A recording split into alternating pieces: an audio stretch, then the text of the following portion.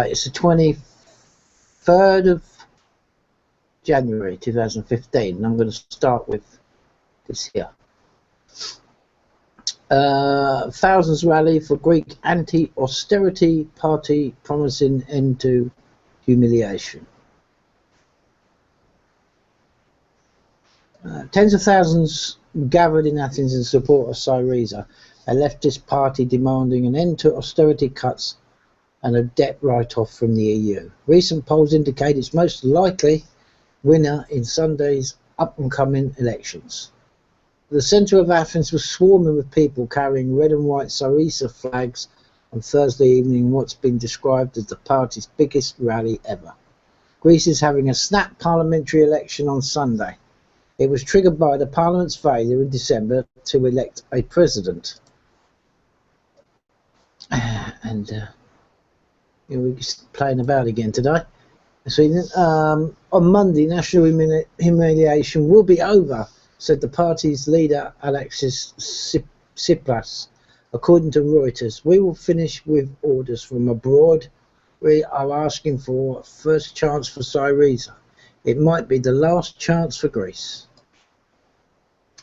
Excuse me. The promise of an end to austerity has struck a sensitive chord with Greeks wearied by cuts.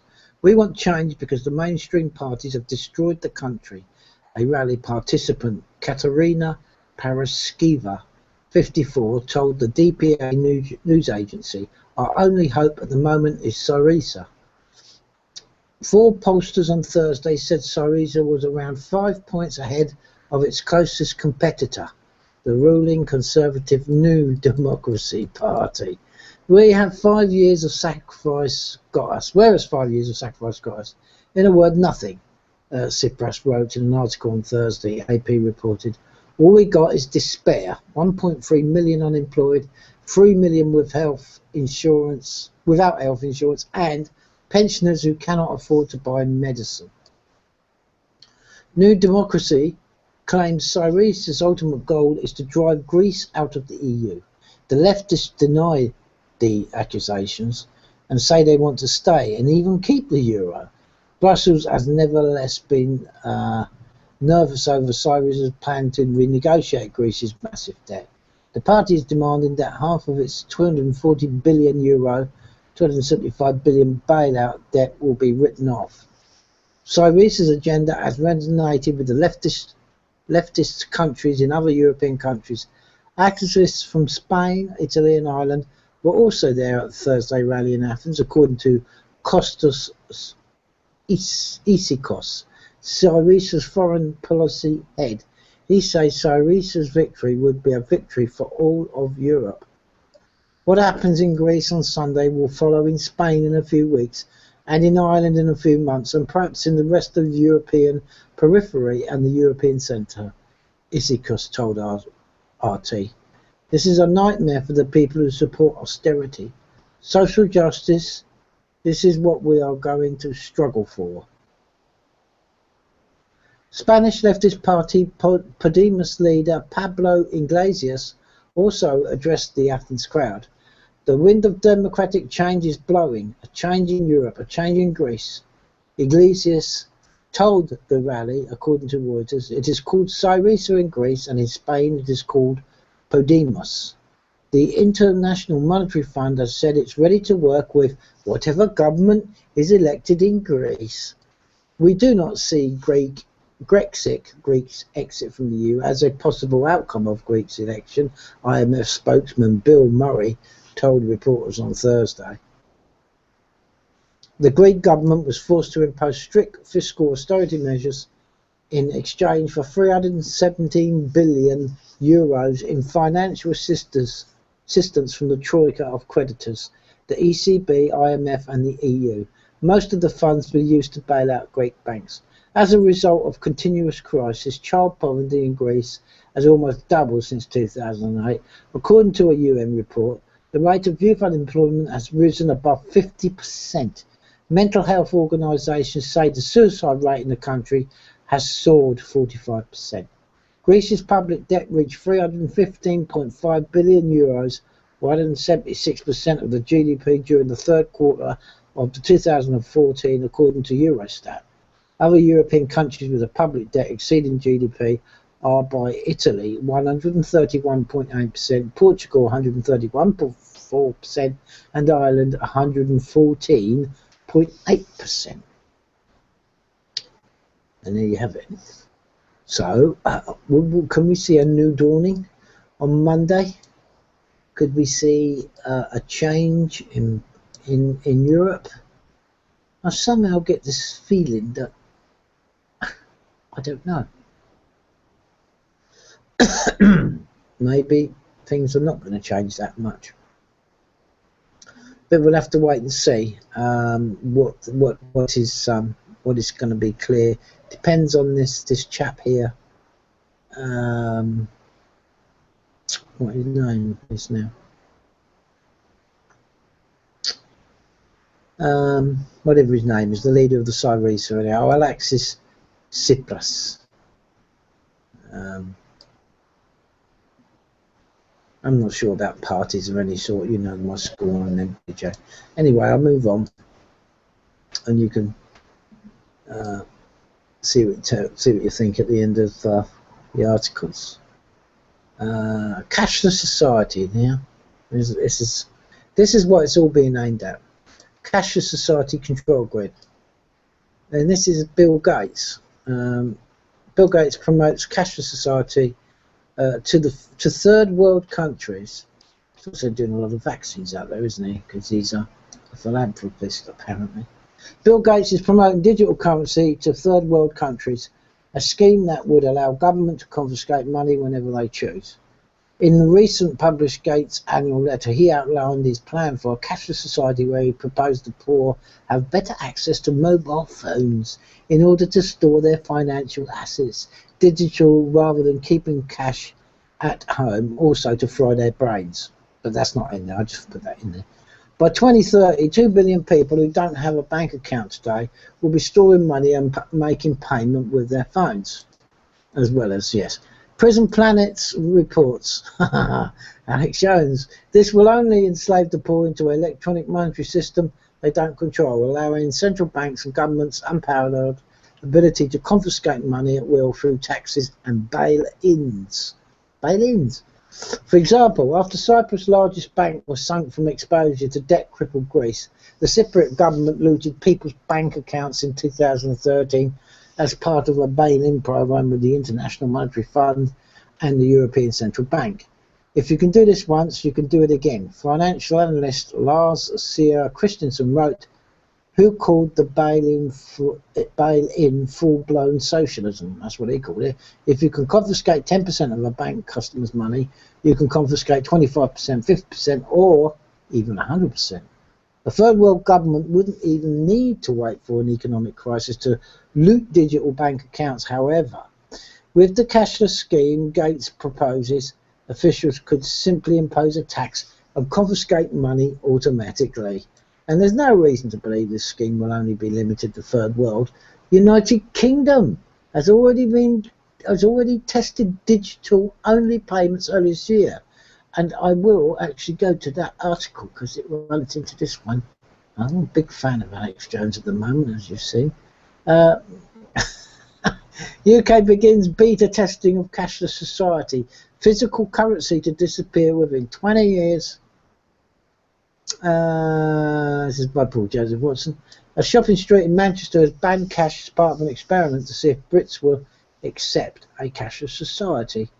While all London buses will stop accepting cash payments from next month onwards. The purpose behind the experiment, which will take place in Chorlton, South Manchester, is to test customers and business reaction to the idea and is being overseen by credit card processor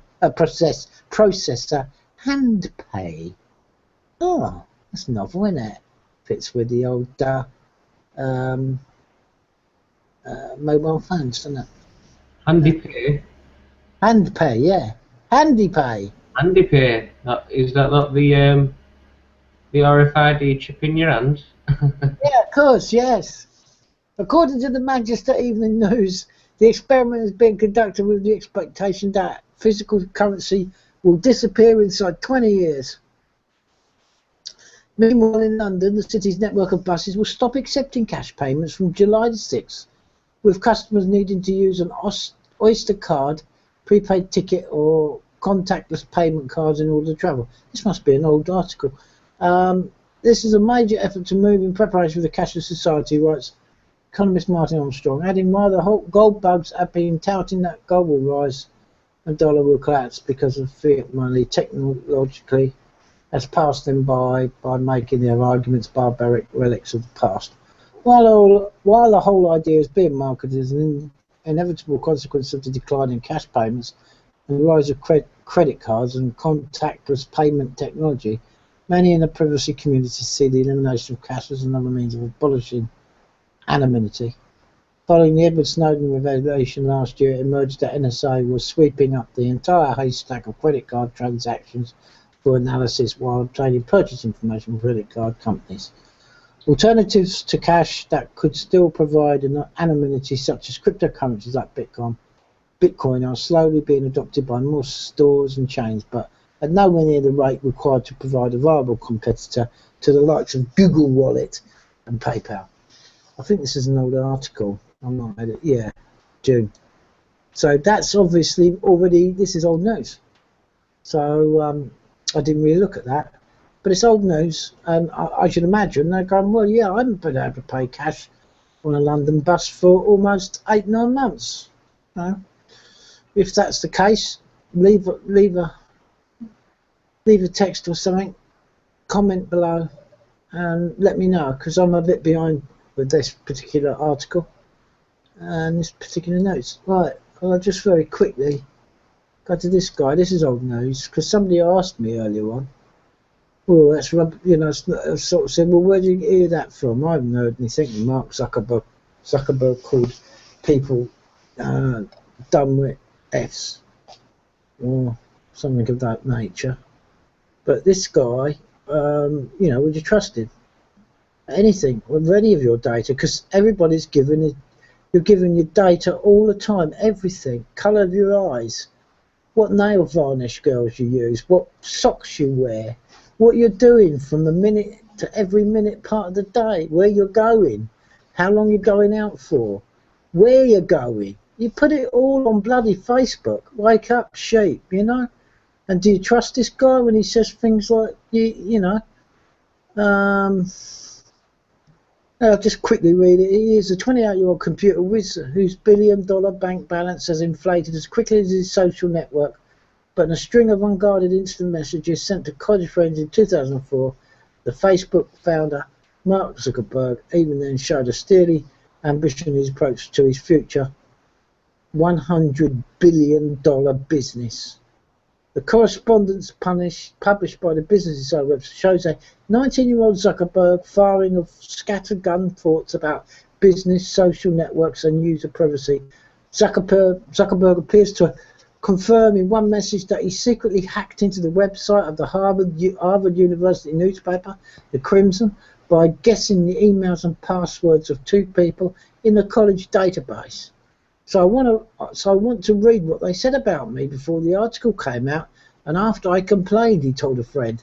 So I'm just like trying the email and passwords of everyone who put that there in the Crimson.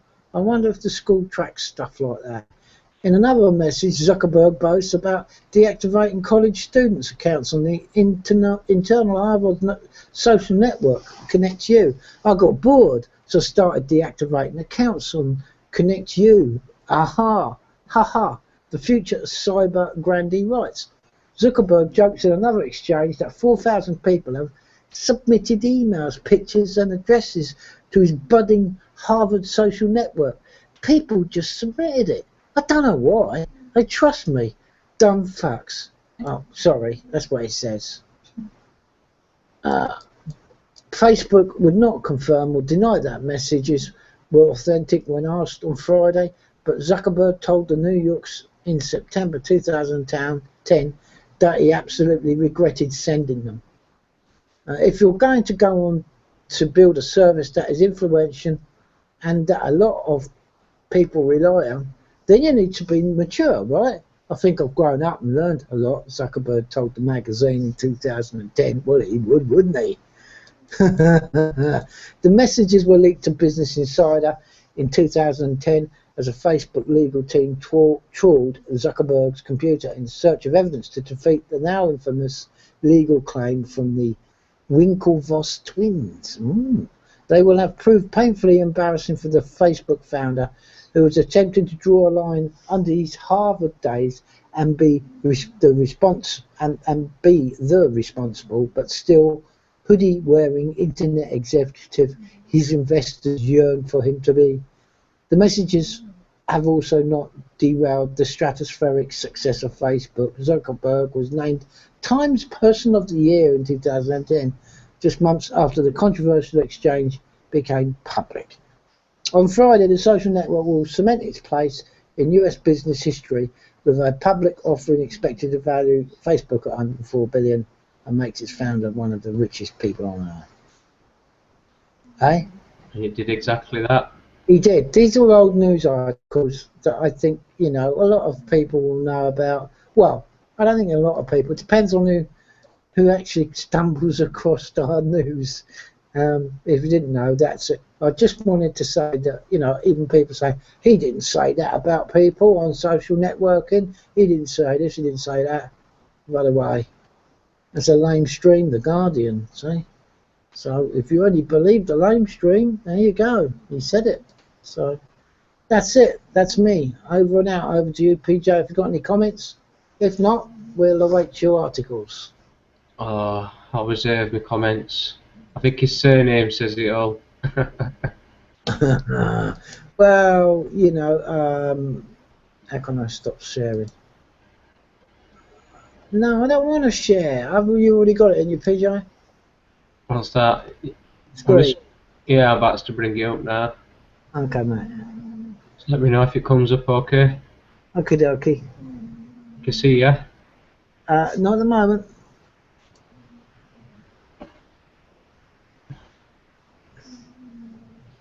Are you sure? Yep, nothing at the moment. Oh, it is. Yeah. Oh, yes, him. It's him. But who is it? Who exactly is it? Well, tonight, guys, ladies and gentlemen, I'm going to give you one of my own reports, PJ report on Prince Andrew. He breaks cover in Davos to publicly deny the sex slave allegations. There was an unusually high turnout for the royals' annual appearance at the World Economic Forum. Before British business leaders at the World Economic Forum in Davos, Switzerland, Prince Andrew said, "For the record, I refer to events that have taken place in the last few weeks. I just wish to reiterate and to reaffirm the statements which have already been made on my behalf by Buckingham Palace." His voice noticeably shaky, he added, "My focus is on my work." Well, he didn't, it's just an added expression there, Andy, but yeah. And this evening's reception allows me to tell you about just a couple of the initiatives I have founded and I'm passionate about. So his main issue on his mind, his main concentration at the minute is to focus on his work. So we're going to get to his work just after I finish this bit. After addressing the allegations in the introduction to his speech, an almost unprecedented step for a senior royal, the Prince made no further mention of them as he went on to talk about his work promoting entrepreneurs. So we've got plenty of little mini vids here, so I'm going to try my fortune for today.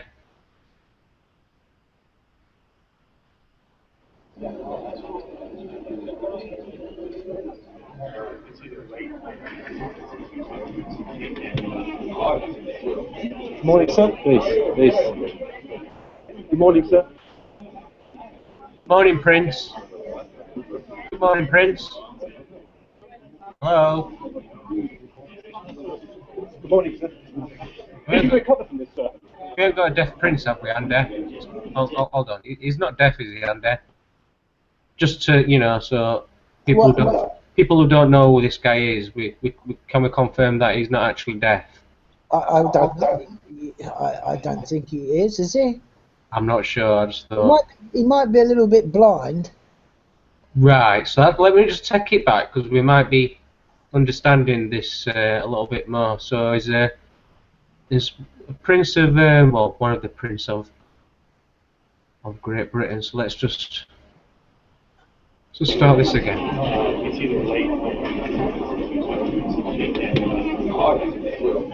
Morning, sir. Please. Good morning, sir.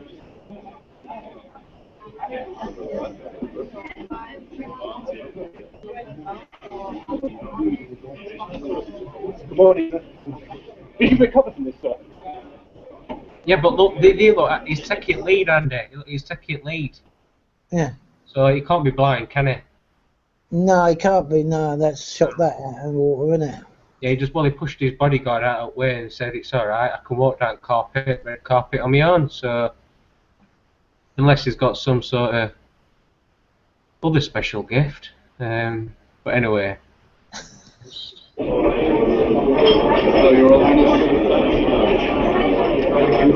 Prince Andrew seriously damaged by all these animals. Oh, there you go. Well, I think that would depend on what ultimately happens. I mean, he's very well respected in New Zealand, that's all I can talk of. I mean, in the end, like anybody, they'll go through, I guess, a process and people will have to put up the case, and I wouldn't want to prejudge that because I don't have any intimate knowledge of that. But in New Zealand, we treat people totally as innocent until they're proven guilty. But his character has come in for a lot of criticism, has it, because of his friendship with a convicted sex offender? Yes, I mean, I guess that's the case. But look, in the end, we've also seen Prince Andrew doing a lot of good things around the world, as indeed we see the royal family. And, you know, as a country which has the Queen as the constitutional head of state, we have great respect for the royal family and the things that they do. And I think that's very important. So afterwards, Prince Andrew stayed for almost an hour and a half at the reception. As he left, a member of the press asked, "Will you be making a statement under oath?" The Duke refused to answer, walking past the journalist stony-faced. The reception was attended by the cream of British business, including BT Chief Executive Gavin Patterson, Prudential Chairman Paul Mandusa, and Diego boss Ivan Menezes. Tony Blair and his wife Cherie looked in for 5 minutes. Lord Mandelson also appeared as guests drank goblets of gin and tonic and chilled Sancerre. The prince was greeted by many executives before he spoke and chatted to former Barclays boss Bob Diamond. The Prince, 54, had faced mounting pressure to speak personally about the allegations, which had dogged him up for weeks. He was determined to show he has not been too damaged by the affair by continuing with his work. He stepped down as UK trade envoy 4 years ago and is in Switzerland in a private capacity, not officially representing the Queen or working for the government. So we're going to have a speech here from the Prince Andrew. First of all, I'm delighted to welcome everybody here to this evening's reception, particularly as it focuses on the work that I'm doing back in the UK and an opportunity to show it to you, and thank you for coming. Firstly, I think I must want, for the record, to refer to the events that have taken place in the last few weeks. And I've just wished to reiterate and to reaffirm the statements which have already been made on my behalf by Buckingham Palace. My focus is on my work, and this evening's reception allows me to tell you about just a couple of the initiatives that I have founded and am passionate about. Mm-hmm. So the Prince hosted a pitch at Palace event at the Steigenberger Grand Hotel where 3 start-up firms presented business ideas. Those who attended were in broad support of his work promoting British business. The Prince's decision to speak out came as the woman at the centre of the underage sex allegations, Virginia Roberts, issued fresh documents repeating the allegations against him in US court papers. She claimed he had sex with her on 3 occasions when she was 17, which is underage in Florida, where the court papers were filed. Now 31 Roberts claims she was forced to have sex with the prince by his former friend, the billionaire convicted sex offender Jeffrey Epstein, who paid her to service his friends. Buckingham Palace has repeatedly strenuously rejected claims the Duke had any sexual contact or relationship with Miss Roberts.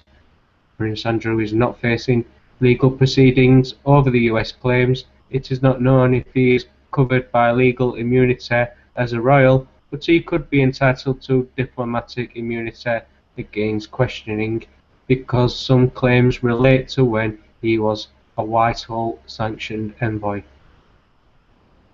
There you go.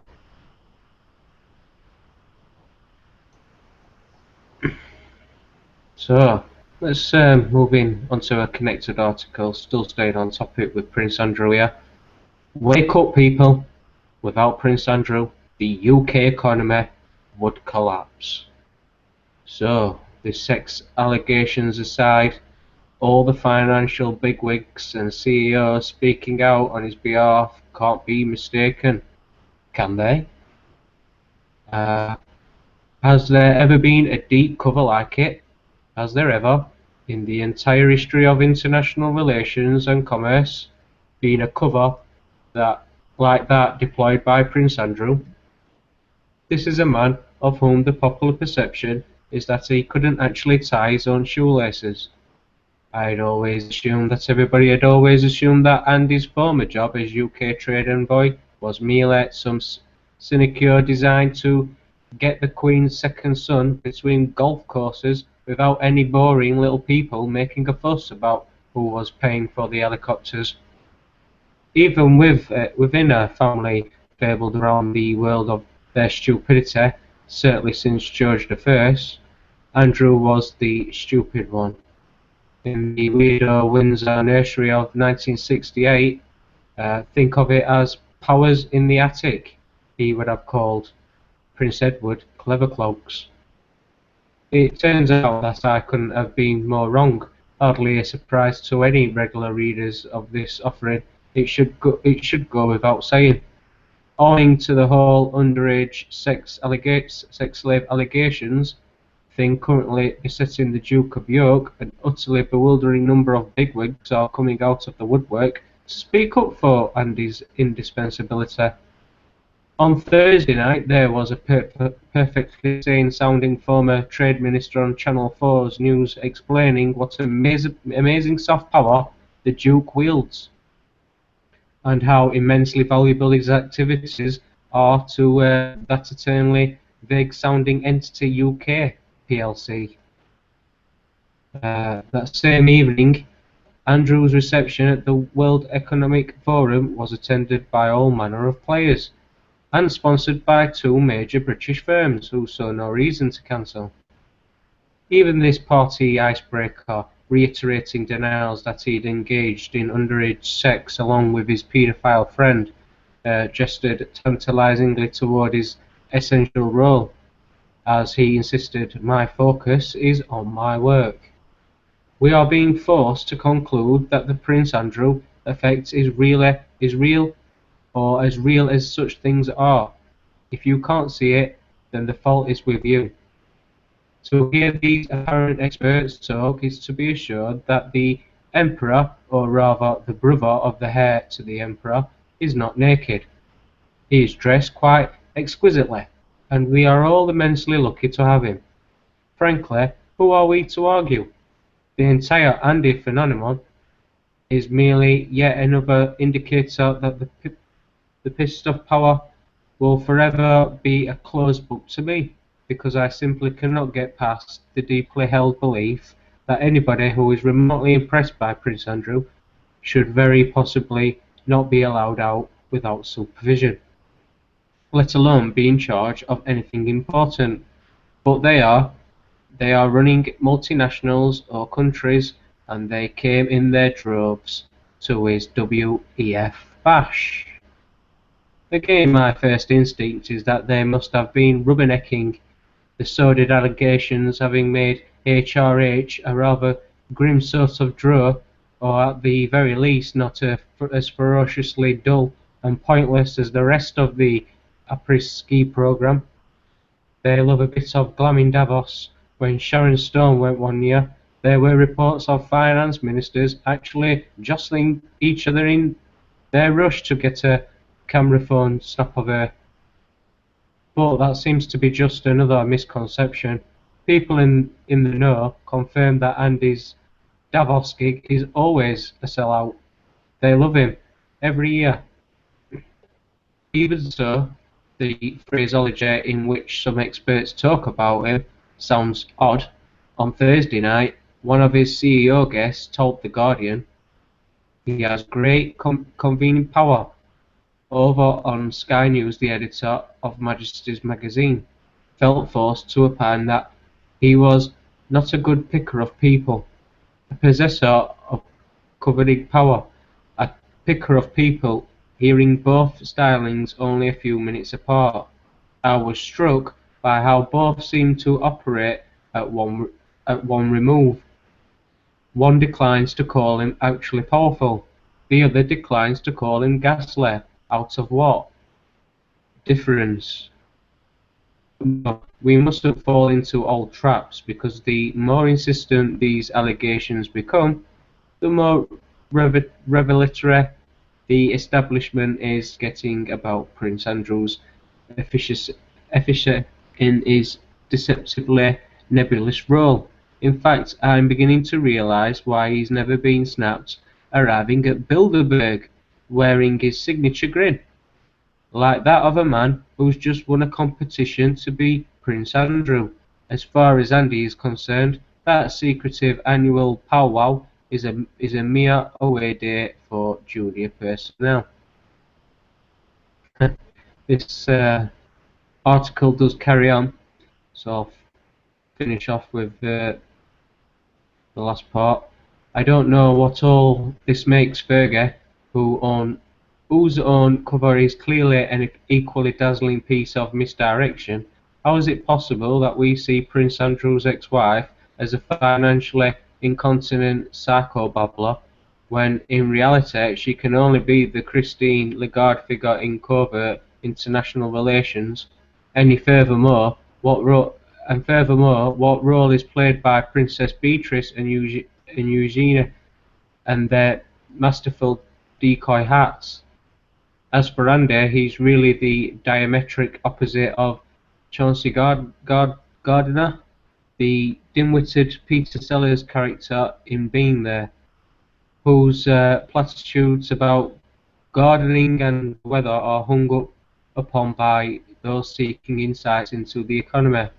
The Duke's statements about business, which to our tin ears sounds like simplistic platitudes of the first water, are in fact fantastically complex and prescient exercises of soft power without which our economy simply could not function. Never mind Mark Carney, Prince Andrew is the most powerful economic force in this country, certainly as far as exports go. The keys to our future prosperity are in his hands. This can only be why he must be protected at all costs from the unpleasantness. Although, of course, we must assume that it is merely an off chance that anyone will really listen to a woman alleging serial abuse at his hands, or indeed to any of the other gin does making similar allegations about his friend Jeffrey Epstein. As Jay Leno remarked about the Bill Cosby situation this week, you go to Saudi Arabia and you need 2 women to testify against a man. Here, you need 25. Even so, you can't be too careful. It seems Prince Andrew may have diplomatic immunity, but no one seems entirely sure. The law, as it relates to royals, being somewhat unclear, what is absolutely crystal clear is that in the wildly unlikely event that any charges are brought against him, we would absolutely have to get him off them. No matter what has or hasn't gone on, it is beginning to feel as though we cannot afford to lose Prince Andrew. Apparently, far too much depends upon it. So, while I rehydrate my mouth, I'll let you have a moment or two, Andy, if you want to comment on the Prince Andrew story so far, what I've covered. Well, there's not going to be anything legally done about the situation. He won't even bother going to the hearing or the private hearing or whatever they offered him, or whatever it was. I can't even remember what it was, but that ain't going to happen. That's as far as it goes. He's just reiterating what the palace has said, and that's it. Nobody can expect anything else than that. As for concentrating on business, well, it's, you know, you can't let this good chap go. And the UK need him, you know, all his big businesses, and he influences all the big businesses. Doesn't matter whether all the big businesses are corrupt as well. You know, that's by the by. Every corporation is corrupt. It's all run on money that's printed out of thin air and debt, slavery, serfdom, bondage. I mean, they like all this stuff. You know, that's what makes them tick. They like to be the master, and you're the slave. And that's the way it's been for many, many decades or centuries, and it'll carry on that way, because I don't see Joe Public waking up enough to all this to do anything. And I think Public's woken up many times in the past and it's never come to anything. So anything I say about his business and concentrating on what he does, and he's just going to concentrate on his work, well, he obviously gets financially rewarded quite well. I mean, all you've got to do is ask Fergie that, how much he wants an hour. Remember the article and the interview? Yeah.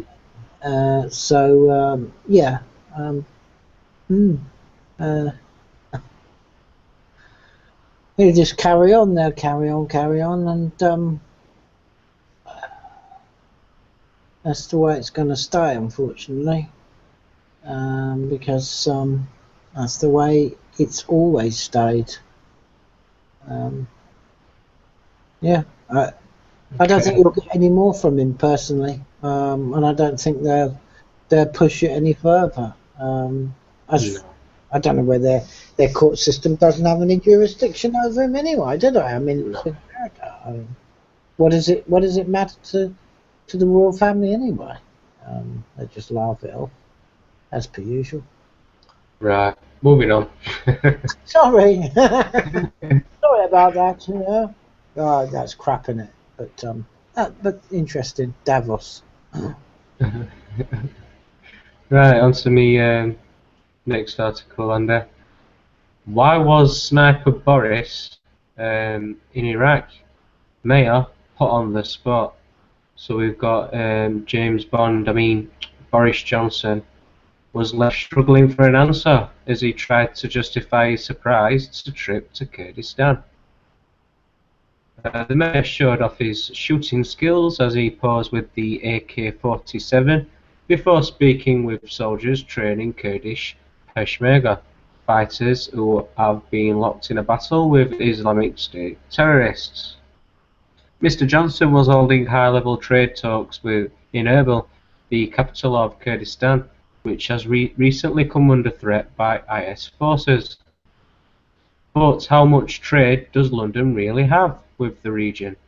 Mr. Johnson was put on the spot by Nick Ferrari and struggled to answer. So here's the look. What are you aiming for, Boris? What's in the line of fire? Well, got a 4-minute 42 audio here that we're debating about whether I should play it to you, but we'll come back to that. if we've got time. Let's just show his little eye. Here is the transcript of that part of the interview. I can understand, said Nick Ferrari, China and other places, but how much trade is there between London and Kurdistan? Boris Johnson replied, this is the country which... Nick Ferrari said, it's a specific question, Mr. Mayor. How much trade is there between London and Kurdistan? Boris Johnson replied, I can tell you that in the last 4 years there has been a massive increase in British business in Kurdistan. So Nick Ferrari responded, could I have a number? How much is that trade worth? Boris Johnson said the number of British companies here in Erbil has gone up from 9 to 120 in the last 4 years, and we want to see more. And yes, it is a small number at the moment, the overall volume of trade, but this is an area on its own which will be in the 10th biggest oil producer in the world with reserves the size of Nigeria. It would be utterly insane for us to ignore the potential in this area, and completely wrong given the progress of the last few years. So, I'll play a short piece of it. He's in Erbil in Kurdistan. Mayor Boris Johnson joins me now. What are you doing there, Mr. Mayor? Well, this is an area which is going gangbusters, or has been going gangbusters. It's the northern part of Iraq, the area that's occupied, the area so home of the Kurdish people in Iraq. And as people may know, this is an area that it shows what Iraq could have been like if it hadn't descended into such disaster after 2003, an area with real potential, going places, massive potential for tourism, huge oil industry, financial services. And before the whole thing blew up with ISIS back last year, it had real promise, and links were being forged with London in a big way. And so we're really out here to reaffirm our commitments, our support for Kurdistan, and to show also, of course, our support for what they are doing. And hence my presence on that picture, to show our support for what they are, to fight ISIS and the terrorists. Yes. And this is obviously a phenomenon that washes up on the shores of Britain and indeed in London and throughout. ISIS and the terrorists? ISIS and the terrorists, Andy? What could it possibly mean by that?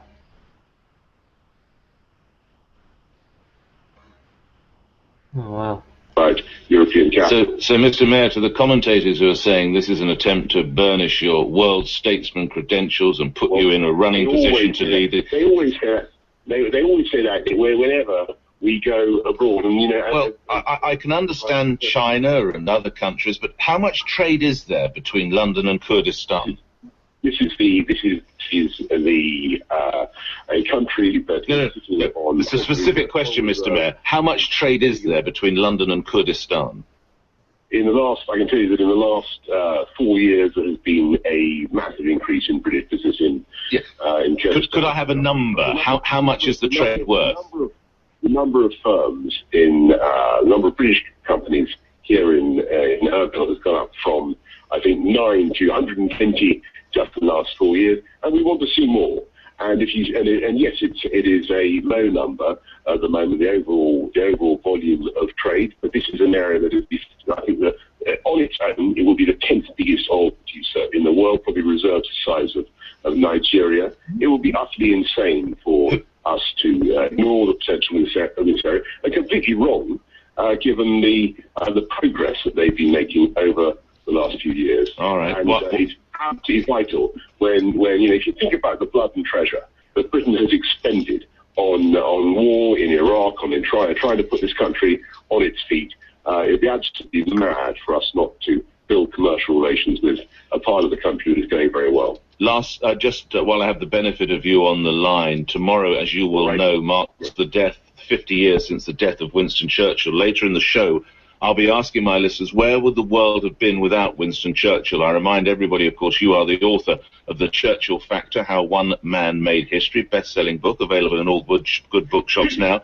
Mayor Johnson, where would the world have been without Winston Churchill? I think I think there's absolutely no doubt that if he hadn't been there, Nick, in that cabinet meeting in May 1940, Britain would almost certainly have made an accommodation with evil in the form of Nazism, and Europe would have been consigned to darkness and to barbarism, and it would have been utterly catastrophic. So I think that the world owes not just success in the Second World War to Winston Churchill, but also we owe him the 70 years of peace and prosperity that have succeeded that victory in 1944 and 45. So I think that without Churchill, the world would have been a dark and bitter place, and particularly the European continent. Just before you go, why did you pay your $100,000 US tax bill? I have no intention of commenting on my tax affairs, except to say, as all listeners of your wonderful program will know, I pay all my taxes in the UK, and I'm proud to do so. But you said you weren't going to pay the US. I just wonder why you changed your mind last year, Mr. Mayor. I pay all my taxes in the UK, and I'm proud to do so. And in Kurdistan, I imagine, if there are any taxes to... I don't know whether I owe taxes here. I'm surrounded by the governor of Kurdistan, surrounded by the deputy prime minister. They're all looking at me beamingly to see whether I owe them any tax. I don't think I owe them any tax. Happy landings, Mr. Mayor. Yes, indeed. So, what did you think about Winston Churchill and What did I think? About Winston Churchill? Well, what's there to think about him? I've read several articles. I mean, I wasn't alive during Winston Churchill's... Well, I was, but not until he was quit politics and that by the time I was born. But young Winston Churchill, and what he'd done when he was younger, he was in Sudan, and he actually toyed with... I'm pretty sure I've read a few articles where, you know, he was going to become a Muslim, or was debating whether to become a Muslim. And as a war correspondent, he was meant to be there, I think, for a journalist for some whatever. Yeah. And of course, we know that it's pretty much common knowledge that anyway, he was a Grand Mason and all the rest of this stuff. And I think if anybody wants to read about Winston Churchill, there's more than enough on the internet to keep you busy for a very long time. Yeah, indeed. Okay, well, the next article, how do you like where you live, Andy? Are you pretty happy there, wherever it is? The country. Quite comfortable living in an house? You like to live outside in woods or anything like that? I'd kind of like that. Yeah, would you? Yeah. Well, speaking of different places to live, would I be able to interest you in an house? It's £300,000, but don't worry, you can pay it off eventually. You know, bit of debt, don't hurt no one. Look at this. This 8.5 foot wide house is on the market for £300,000. The shed's big though. Can you see that? Oh. Can you see that? Yeah, it's a toilet. What's that, Andy? It's a toilet, isn't it? What that? And outside is an extra toilet between the two houses, isn't it? In case they want to. Over £250,000. Where's that? London? Where is Southwest London. Yeah. Screw it back up again. For that? Nick, $250,000. That, yeah. 300,000 for that? Not that, or that, but that.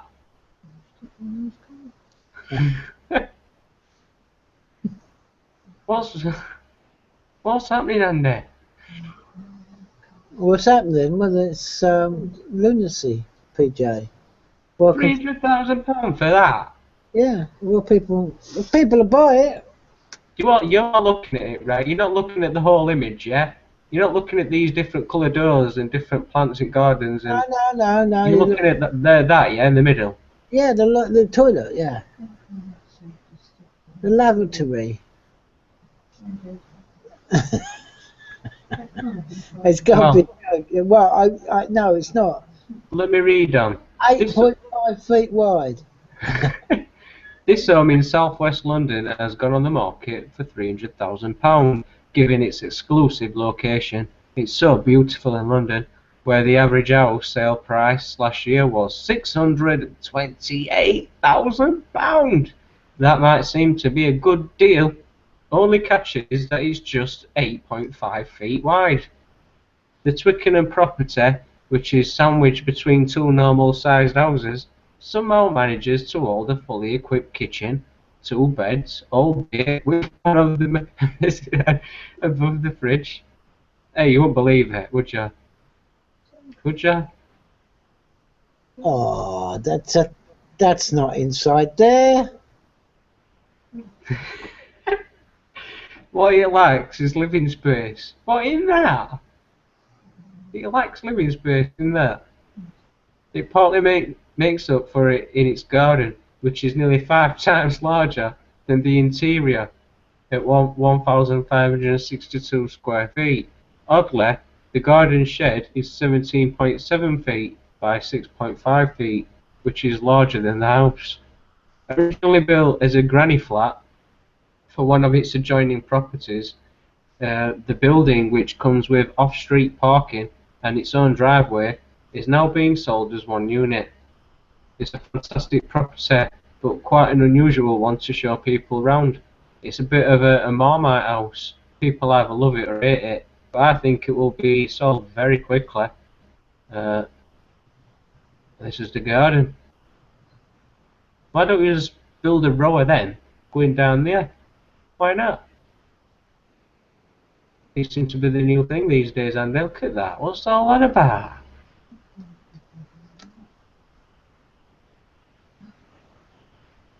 I mean, why would you need a big garden like that when you ain't got no kids living there? I mean, come on. What's all that about? 4 chairs. You can't get 4 people living in there. What do you need 4 chairs for? Look at that. Oh, anyway, moving on. This is me. McDonald's has finally revealed how it makes its French fries. Dun, dun, dun.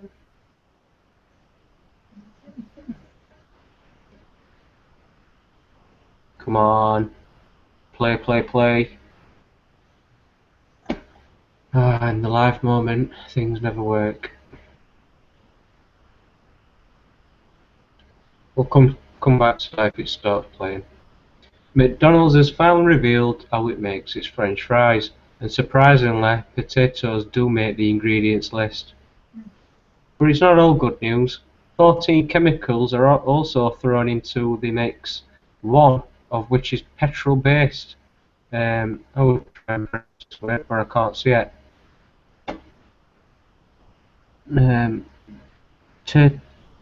Tertiary. Well, you'll get a go, Andy. You're probably better than me. And another is a silicon used in silly putty. Food Mythbuster Grant Imahara was allowed access to McDonald's French fry processing plant in Idaho to see the production process himself. I think this is the guy for Mythbusters, yeah. So yeah, there he is. And in the video, he reveals that the chips are created from a mix of russet Burbank, Ranger russet, Umatilla russet, and Shepherdy potatoes. Then are peeled, cut, and blanched before being fired through a cutting cannon at 70 miles per hour. Then passed through a bath of sauces, which is a blend of canola oil, soybean oil, hydrogenated soybean oil, natural beef flavour, hydrolyzed wheat, hydrolyzed milk, citric acid, and another word I want to say, dimethyl polisiloxane. I'll give you the best attempt there, guys. Which is the television personality assured viewers is perfectly harmless. It's used for safety reasons to stop cooking fat forming when the fires are cooked.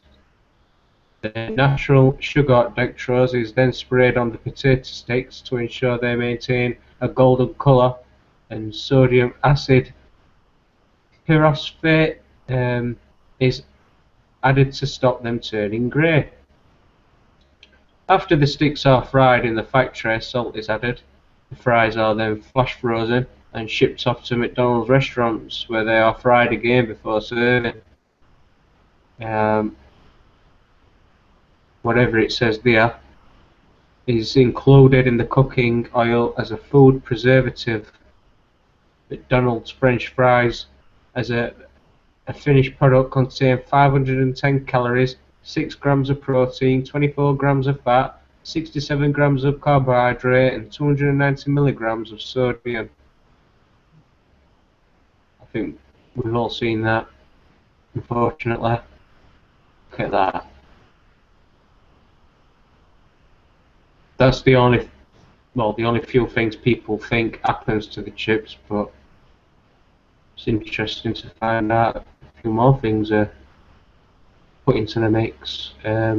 McDonald's in the UK have been in touch to assure readers these chemicals are only used in US stores and not here. The McDonald's spokesperson said the only ingredients in our UK fries are potatoes, vegetable oil, sunflower, rapeseed dextrose, only added at the beginning of the potato season, with nothing added except a sprinkling of salt after cooking. Customers can request that their fries be served without salt. So there you go. Just loving it. I'm just dating it. Try and get another go this video. Last attempt before I move on. Got one more article, two more articles after this. After graduating college, I worked a lot of late nights as an engineer. And when I got out of work, the only thing that was open was McDonald's. My favorite thing was the fries. But the thing is, I stopped eating them. I felt guilty about eating their food. So that's why when they asked me to help you find answers, I was a little skeptical at first. Then I thought, maybe this is a chance to get to the truth. Now, as an engineer, I normally take a bunch of components and put them together to form a machine. Any machine can be deconstructed. And by looking at the assembly process in reverse, you can get a better idea of how it's made. And that's what I'm going to do with McDonald's French fries. I'm going to reverse engineer the whole process. I'll start with the fully finished fry, and in the end, hopefully, I'll have a potato that came straight out of the ground. So, Coco, I've been asked by people, are the fries even made out of potatoes? Are they, ground up and mushed into the fry shape? Sure, that's why I'm glad you're here today. We're going to take you through the whole process so we can make sure you have your answers. Okay, from the very end all the way back to the beginning. Yes. We're at the end of the freezer tunnel. I know what you're thinking. These look like potatoes, but are they really potatoes? Let's go check out the rest of the process. All right. So this whole thing is the freezer tunnel. Yes, it's about 50 yards in length. So the fries go in unfrozen, they come out frozen. What about me? What if I went in one side and came out the other? It would turn you into a grandsicle. So what's before freezing? So these are actually cooked. Yeah, they're partially fried, and then the final preparation is done at the restaurant. Why do you partially fry them?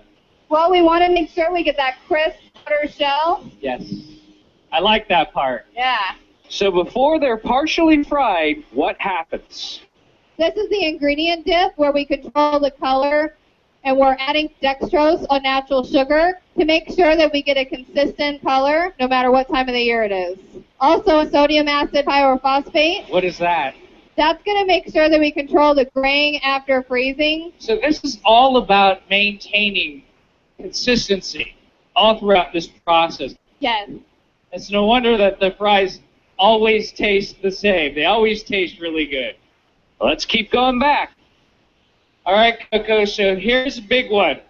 Now, I've been asked by people to show them the machine where you take the mashed up potato goo and you inject it into these molds in order to make the perfect French fries. We don't do that here. Behind us, you can see whole potatoes coming at us.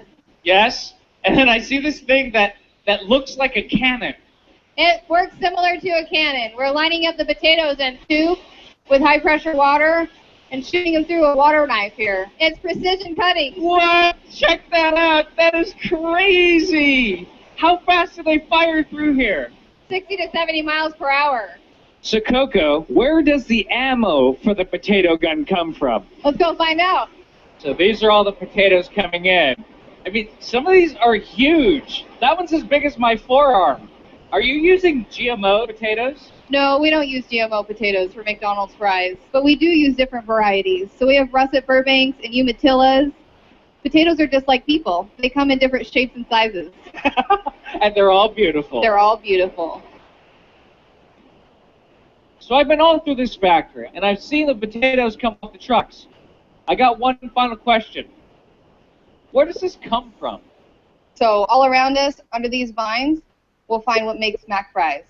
All right. Clear the vines away, start digging. Am I doing good? You're doing well. It's like an Easter egg hunt. Oh, this is like the worst Easter egg ever. This is it, right? See? A real potato. This is where it all begins. So you wanted to know where McDonald's fries come from, or if they're even made out of potatoes. So I went to Simplot. I went backwards through the whole process, saw exactly how they're made, and traced it all the way back to here, to this potato. Pretty simple. I know you have questions. I have questions too. So keep asking, and I'll find the answers. Okay. I've got a question. If we find out any different, where's it going to run to? Yeah. In fact, we'll do this one. I'll leave you with that one. This one's my next one, and you might have seen this yourself. January 23rd, 2015. Guys, this is just a short video. I'm working on a longer one about some other information, but I want to put this out there. It says, mystery radio waves from deep space captured live, sender unknown. Today's date, dated to January 23rd, published yesterday on the 22nd.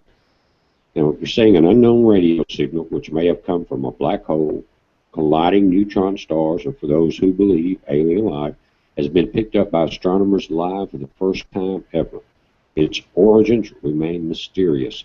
The fast radio bursts are quick, bright flashes of radio waves, remember not gamma, that last only milliseconds but still emit as much energy as the sun in one entire day. Think about that a moment. That's a lot of energy in less than a second. It says the first time these radio waves have been spotted live. First burst was picked up in 2007 by sifting through old data at the Parkes Radio Telescope in eastern Australia. Only 7 others have been seen since then. This time, the mysterious waves were picked up with the use of 12 telescopes in Australia, Chile, Germany, Hawaii, India, California, and the Canary Islands. Because they observed the radio waves in real time, they were able to try and find other wavelengths, like X-rays or infrared, to find out the source, but remained unable to find anything. It says the fact that we did not see light in any other wavelengths eliminates a number of astronomical phenomena that are associated with violent events, and we've seen this before, such as gamma-ray bursts from exploding stars and supernova, which would otherwise be candidates for the burst. It says the radio waves were polarized, which suggests they were near an object with a large magnetic field. The theories are now that the radio wave burst might be linked to a very compact type of object, such as a neutron star or black hole. Sorry, I cut that off. That's what it said. Now, this is related to some of the events coming up. Now, if you're not familiar with Eurofusion, this is the year to become very familiar with it, because they're trying to create unlimited power through nuclear fusion, and it has to do with CERN, it has to do with ITER, and it has to do with JET. Now, in 23 days, 2 events happen. CERN starts to crank up, and JET, J-E-T, in the UK, in Oxfordshire, at the old Air Force Base. Plasma generator, the world's largest, there. Now,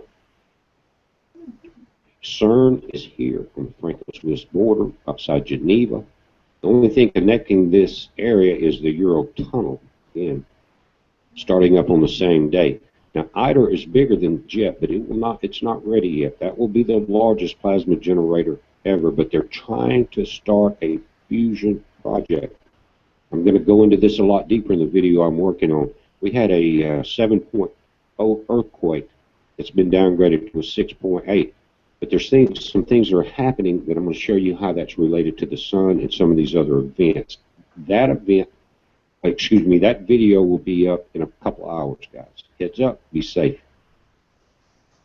Okay, I'll just check this channel to see if the video is up, because last time I checked before we joined on here, it wasn't actually up. So I'll just go and see if I can find it. No. Oilmageddon, I don't think that's it, so I'll probably bring you that tomorrow. And final article before I let you comment, and you can close it up with your commenter. This is a man, and he's filming himself smiling for 4 hours a day. Get in there.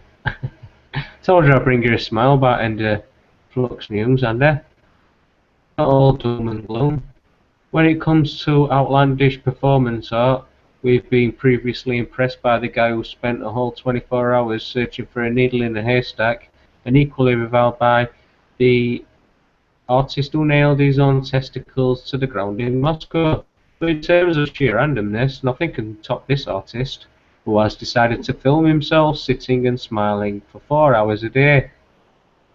Benjamin Bennett has recorded 31 videos of the Smile-a-thons to date, and he has admitted that his preparation for the meditative task simply involves having a glass of water and a quick wee before broadcasting the epic on YouTube and Google Hangout.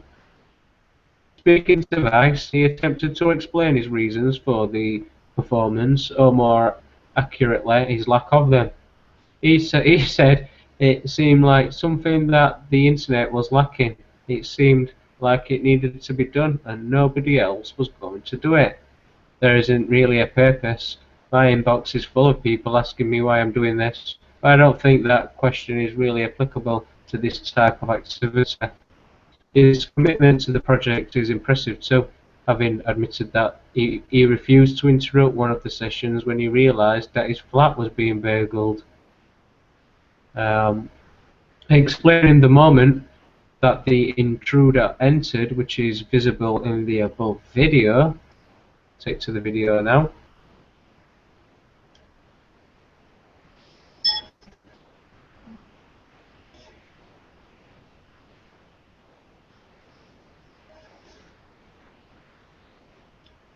Obviously it's 4 hours long, so I'm not going to be expecting you guys to tune in for that long. Unfortunately, it doesn't actually give a minute to where the breaking takes place, so yeah, they've left you to stare at a smile until you figure out exactly when it happened. But I'm just skimming through video now and I can't seem to see anything.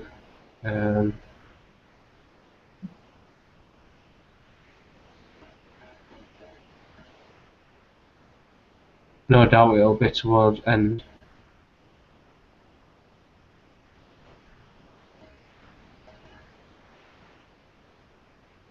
Oh, I'm not sure, I can't see it. But if anybody does find it, drop a comment with the time location so I can have a look myself. A little game for you if you get bored there. But there you go, Andy. That's me done for today. Over to you for your comments. I don't know what to comment about him.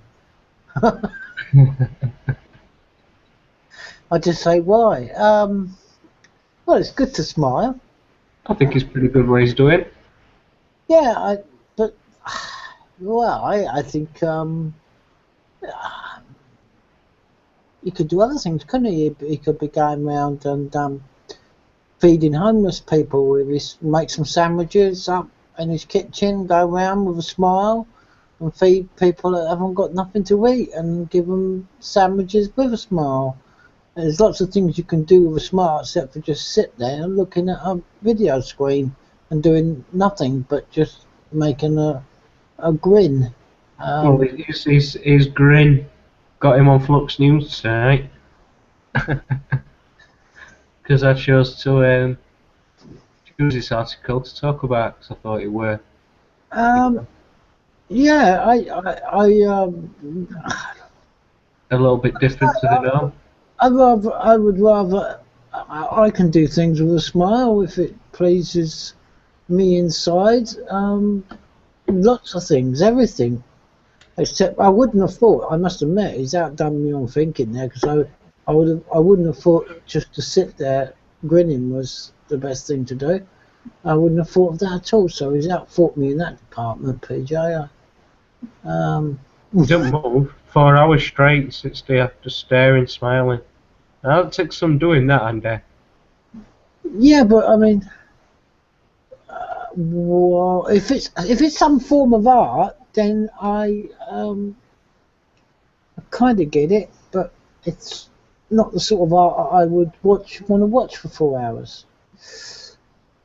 But good luck to him if that's what he wants to do. I'm not going to tell people what to do. I'm the last person to tell people what to do. I can't remember. You've done so many articles tonight. I've got to revamp. I know. My McDonald's article. Did you have a comment on that? The chips. Yeah, the chips.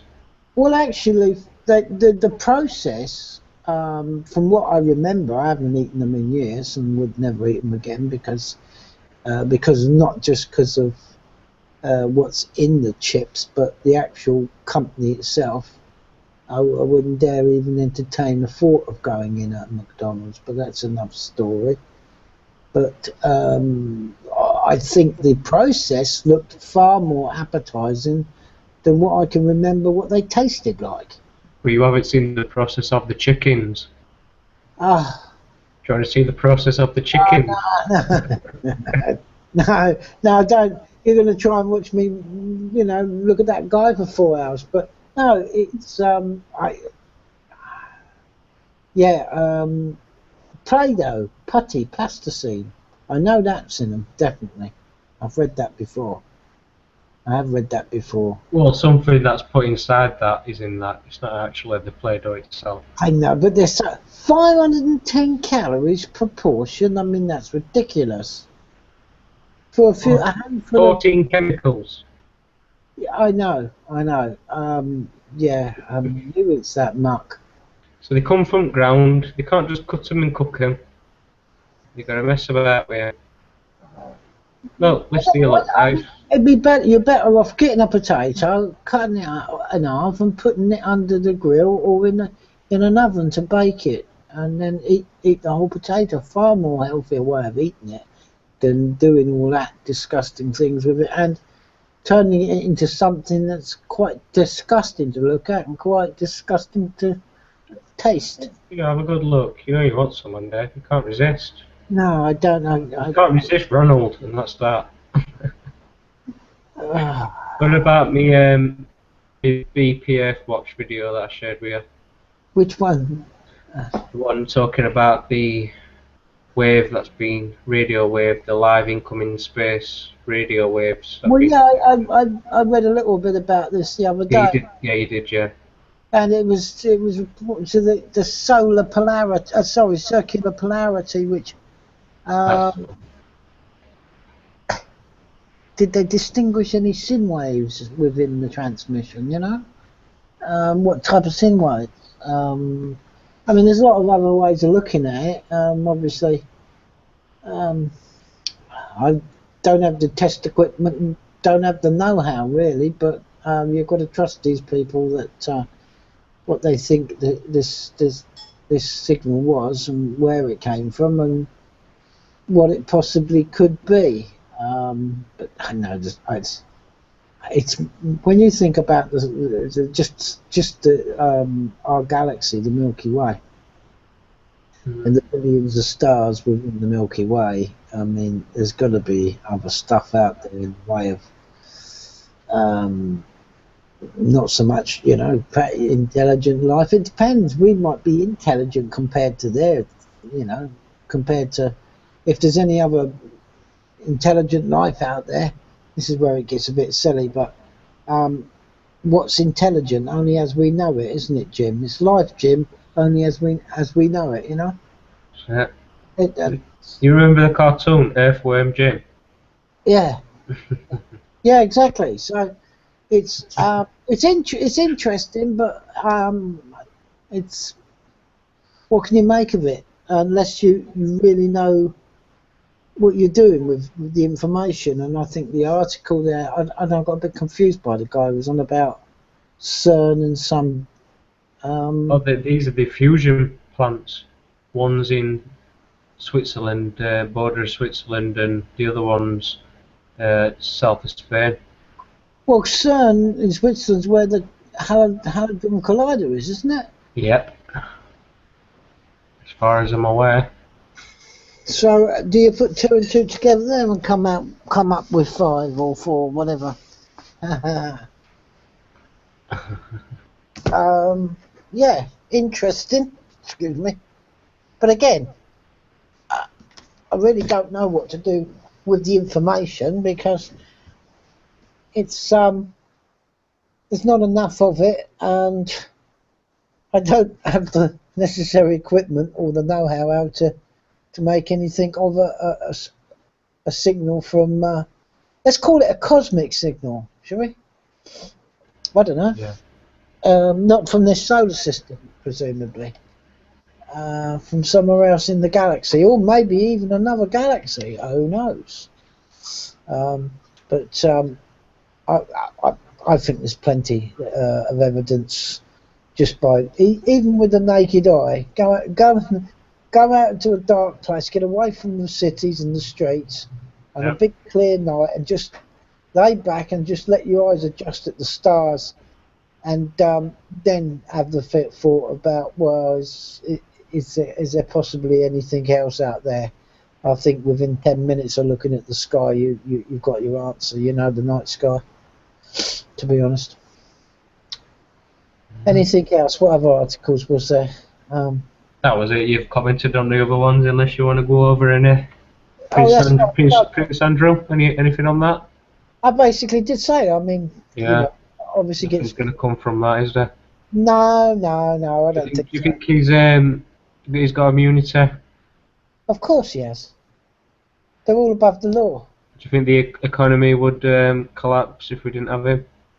As it's seen and used at the moment, I don't think it'll collapse. But he obviously is. He's obviously got some importance, or the royal family has some importance with how the system works. Obviously, that goes without saying. So, without this system, no, there's, I dare say would possibly be a lot more humanitarian if we never had this world system that we have now. I think a lot of people would agree with me that dictatorship, autocracies, because basically that's what a royal family is, an autocracy really, in the respect of, well, we have here we don't it's a constitutional monarchy with a parliament. That's its official stating, that's its official name, that's what it is. But people say it. But you can call it some form of autocracy, I think, or plutocracy, or you give it another word, don't you? What is it? Well, you know what I think to it though, don't you? And yeah, you got a noise for me now, haven't you? Careful now. Down with this sort of thing. Hello, Father Crilly. Hello, Jim. Father McGuire. I seen your picture in the paper. What? Here, have a look. So it's the Lazarus film, Father. What is? What type of thing is it? Mad stuff. It's very immoral, Jim. You wouldn't like it. Is it a type of nudie thing, Father? You wouldn't believe the amount of nudity in it. You see the lot, dear Father, or is it just the top half, you think? Nothing is left to the imagination. There you go. Nothing is left to the imagination. And on that note, I'll put my disclaimer, I don't own any of these videos, this is Channel 4's property. So, before the want to interfere, it's just a little comment for education purposes there. But on that note, down with that sort of thing. Down with this sort of thing! And that's that one. Join us again tomorrow for some more Flux news. Till then, take care and keep on loving.